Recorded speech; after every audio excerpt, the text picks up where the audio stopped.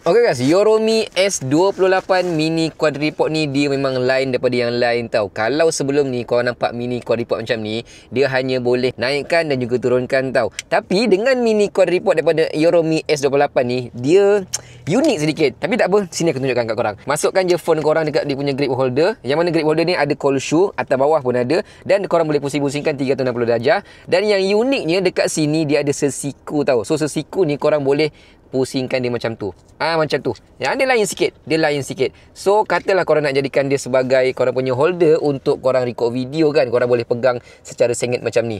Oh, mantap. Lepas tu, korang boleh luruskan semula dia punya bahagian bawah ni macam ni Lepas tu korang boleh juga jadikan dia sebagai selfie stick. Buka je kunci ni, korang adjust dia punya kedudukan, dia punya angle, and then korang tarik boleh panjang sehingga 36 cm. Ada juga satu remote shutter kat sini yang mana korang boleh connectkan dengan bluetooth handphone korang. Boleh tak kat sini, boleh korang bawa keluar sejauh 10 meter ataupun korang boleh letak dekat bahagian kaki dia dan akan buatkan korang mudah nak tekan remote ni bila korang tengah dalam mode selfie stick macam ni. Bateri habis, tak ada masalah. Korang cuma perlu cas sahaja remote ni menggunakan Type-C, dan kabel pun dia ada bagi sekali dengan setiap pembelian. Kabel Type A ke Type C.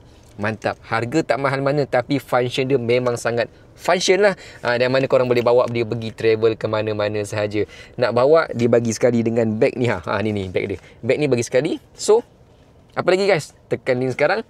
Terus check out Yoromi S28 Mini Quadripod. Mantap habis.